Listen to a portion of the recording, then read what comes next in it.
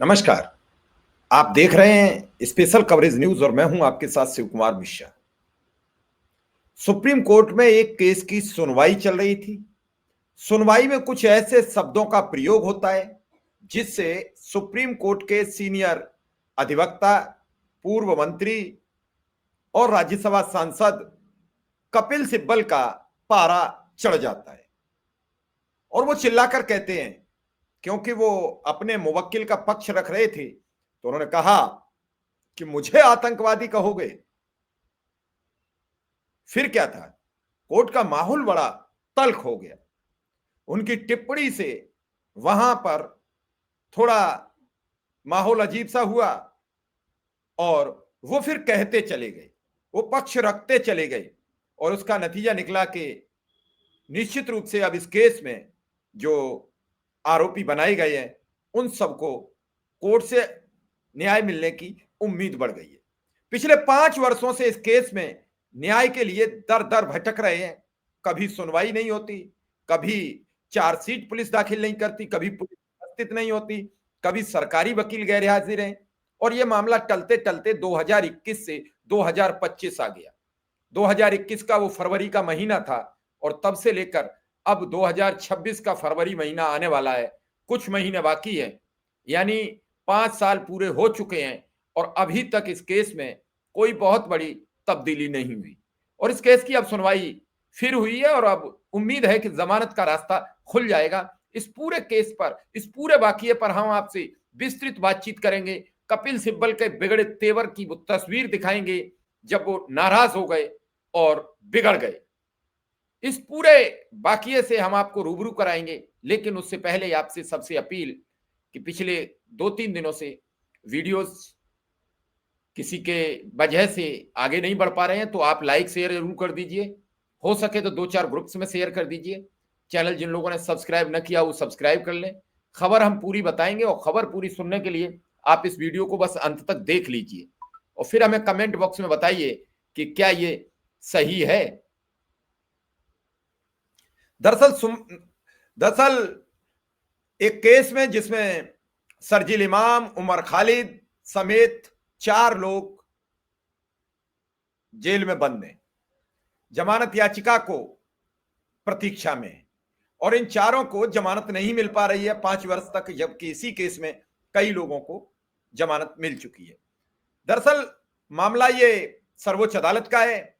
तो उमर खालिद की ओर से पेश हुए वरिष्ठ अधिवक्ता कपिल सिब्बल ने दलील दी कि फरवरी 2020 में जब दंगे हुए थे तब उनका मुवक्किल दिल्ली में नहीं था और उसे इस तरह कैद में नहीं रखा जा सकता है जैसे कि आप कहें कि मैं आपको आपके विरोध प्रदर्शन के लिए दंडित करूंगा। सिब्बल ने खालिद की ओर से दलील दी, आप किसी और के भाषण को मेरे नाम से जोड़कर यह नहीं कह सकते कि मैं दंगों के लिए जिम्मेदार हूं। मैं अपने आप से सवाल करता हूं, मैं एक संस्थान में एक शोधार्थी हूं, मैं सरकार को उखाड़ फेंकने के लिए क्या कर सकता हूं।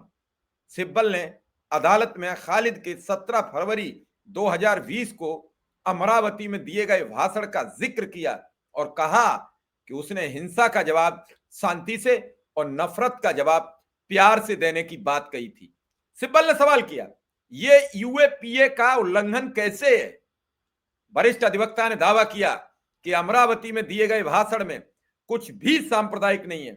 उन्होंने कहा, कोई भी उनके भाषण को किसी भी अर्थ में भड़काऊ नहीं कह सकता। सिब्बल ने कहा कि ये वे छात्र हैं जिन्होंने कुछ मुद्दों पर गलत या सही तरीके से आंदोलन किया है। शुरुआती दिनों में हम भी आंदोलन करते थे। सेंट स्टीफंस कॉलेज के मेरे कुछ दोस्त वास्तव में नक्सल आंदोलन में शामिल हुए, लेकिन हम नहीं। उन्होंने अपने मुवक्किल की ओर से कहा, मुझे जेल में डालने का कोई फायदा नहीं है और किस लिए। अगर आपके पास मेरे खिलाफ कोई मामला है तो मुझ पर मुकदमा चलाइए या मुझे दोषी ठहरा कर जेल भेज दीजिए। आप मुझे इस तरह जेल में नहीं रख सकते। आप कह रहे हो कि मैं आपको आपके प्रदर्शन के लिए दंडित करूंगा। मामले की एक अन्य आरोपी गुलफिसा फातिमा ने जोर देकर कहा कि उन्हें अनंत काल तक हिरासत में नहीं रखा जा सकता। उन्होंने उच्चतम न्यायालय को बताया कि दिल्ली पुलिस के शासन परिवर्तन अभियान के दावे का उसके आरोप पत्र में कोई उल्लेख नहीं है। उन्होंने कहा कि आप मुझे आतंकवादी नहीं कह सकते, किसी कीमत पर नहीं कह सकते। कपिल सिब्बल का इतना कहना था कि फातिमा की ओर से पेश वरिष्ठ अधिवक्ता अभिषेक मनु सिंघवी ने भी न्यायमूर्ति अरविंद कुमार और न्यायमूर्ति एनवी अंसारिया की पीठ को बताया कि कार्यकर्ता ने लगभग 6 साल का वक्त जेल में बिताया है और उन्होंने मुकदमे में देरी को आश्चर्यजनक और अभूतपूर्व बताया। सिंघवी ने पूछा, आपने अपने आरोप पत्र में सत्ता परिवर्तन संबंधी आरोप का उल्लेख कहां किया? उन्होंने कहा कि अभियोजन पक्ष असम को भारत से अलग करने की व्यापक साजिश का दावा भी उतना ही आधार है। सिंघवी ने सवाल किया, आधार क्या है? दिल्ली में फरवरी 2020 में हुए दंगों में कार्यकर्ता उमर खालिद, शर्जील इमाम और अन्य की जमानत याचिकाओं का कड़ा विरोध करते हुए पुलिस ने कहा था, यह कोई स्वतः स्फूर्ति घटना नहीं है, बल्कि राष्ट्र की संप्रभुता पर एक सुनियोजित और नियोजित हमला था। सिंघवी ने दलील दी कि फातिमा के खिलाफ उन सभी आरोप तय नहीं हुए हैं और उसे अनंत काल तक हिरासत में नहीं रखा जा सकता है, खासकर तब जबकि 939 गवाह पेश किए जा चुके हैं। सह आरोपी नताशा नारवाल, देवांगना कलिता, आसिफ इकबाल, तन्हा की तरह ही जमानत दिए जाने का अनुरोध करते हुए सिंघवी ने दलील दी कि फातिमा एकमात्र महिला है जो अब भी जेल में है। नरवाल, कलिता और इकबाल को उच्च न्यायालय ने जून 2021 में जमानत दे दी थी। दलील दी कि फातिमा की एक गुप्त बैठक में शामिल होने का आरोप नरवाल और कलिता के खिलाफ लगाए गए आरोपों के समान है। वरिष्ठ अधिवक्ता ने सवाल किया, मिर्च पाउडर, तेजाब या किसी अन्य चीज का कोई सबूत नहीं है, कोई बरामदगी नहीं हुई है, उन्होंने इसे सोशल मीडिया पर अपलोड कर दिया है, यह एक गुप्त बैठक कैसे हो सकती है? उन्होंने दावा किया कि दिल्ली पुलिस आरोपियों के खिलाफ अपने आरोपों को साबित करने में विफल रही। खालिद इमाम, फातिमा, मीरा हैदर और रहमान पर 2020 के दंगों के कथित मास्टरमाइंड होने के आतंकवाद विरोधी कानून यूएपीए और तत्कालीन भारतीय दंड संहिता के प्रावधानों के तहत मामला दर्ज किया गया है। इन दंगों में 53 लोग मारे गए थे, 700 से अधिक घायल हुए थे। वहीं इस पूरे मामले की सुनवाई 2020 में हुए दंगे की मामलों में गिरफ्तार शर्जील इमाम ने मंगलवार को सुप्रीम कोर्ट में जमानत अर्जी पर सुनवाई के दौरान उन्हें किसी पूर्ण सुनवाई या दोषी सिद्ध के बिना ही खतरनाक बौद्धिक आतंकवादी करार दिए जाने पर नाराजगी जताई। इमाम की ओर से वरिष्ठ अधिवक्ता सिद्धार्थ दवे ने कहा, मैं कहना चाहूंगा कि मैं आतंकवादी नहीं हूं जैसा कि प्रतिवादी ने मुझे कहा है, मैं राष्ट्र विरोधी नहीं हूं जैसा कि राज्य ने कहा है, मैं इस देश का नागरिक हूं, जन्म से नागरिक हूं और मुझे अब तक किसी भी अपराध के लिए दोषी नहीं ठहरा गया है। दवे ने न्यायमूर्ति अरविंद कुमार, न्यायमूर्ति एनवी अंसारिया की पीठ के समक्ष दलील दी, उनके मुवक्किल को 28 जनवरी 2020 को दंगे से पहले गिरफ्तार किया गया था, केवल उसके भाषणों के आधार पर। दंगों के मामले में आपराधिक साजिश का आरोप नहीं लगा सकते। दवे ने इमाम की ओर से कहा, मुझ पर मेरे द्वारा किए गए भाषणों के लिए मुकदमा चलाया जा रहा है, जिसके कुछ अंश अदालत में प्रस्तुत किए गए। यह प्राथमिकी मार्च 2020 में दर्ज की गई थी। मैं पहले ही 1 महीने से अधिक समय से हिरासत में था। यह प्राथमिकी फरवरी 2020 में हुए दंगों की साजिश के लिए दर्ज की गई। निश्चित रूप से दंगों में मेरी व्यक्तिगत उपस्थिति को खारिज करता है, क्योंकि मैं हिरासत में था। इमाम ने दवे के जरिए दलील दी, अगर उन्होंने मुझे जनवरी में हिरासत में लिया तो वे कैसे कह सकते हैं कि इन भाषणों के कारण दंगे हुए? लेकिन मुझे आरोपी नहीं बनाया गया, मेरे भाषणों के कारण दंगे नहीं हुए। उन भाषणों के लिए मुझ पर पहले से ही मुकदमा चल रहा था। इस पर पीठ ने पुलिस के इस मामले के बारे में सवाल किया कि इमाम के भाषण एक कथित योजना का हिस्सा थे, जिसने दंगों के लिए एक मंच तैयार किया ताकि साजिश को अंजाम दिया जा सके। न्यायमूर्ति कुमार ने सवाल किया, क्या हम आपकी इस दलील को स्वीकार कर सकते हैं कि यह भाषण आतंकवादी कृत्य नहीं थे? दवे ने इस पर दलील दी कि यह भाषण आपराधिक षड्यंत्र थे का मामला नहीं बनेगा। दवे ने इस पर दलील दी कि भाषण आपराधिक षड्यंत्र का मामला नहीं बनेगा। पुलिस को यह साबित करना होगा कि इमाम ने षड्यंत्र के लिए कुछ और भी किया था। दवे के जरिए इमाम ने दलील दी, मैं ये कहना चाहूंगा कि आतंकवादी नहीं हूं जैसा कि प्रतिवादी ने मुझे कहा, मैं राष्ट्र विरोधी नहीं हूं जैसा कि राज्य ने कहा, मैं इस देश का नागरिक हूं, जन्म से नागरिक हूं, मुझे अब तक किसी अपराध के लिए दोषी नहीं ठहराया गया। दवे ने अपने मुवक्किल की ओर से कहा, मुझे खतरनाक बौद्धिक आतंकवादी करार दिया जा रहा है।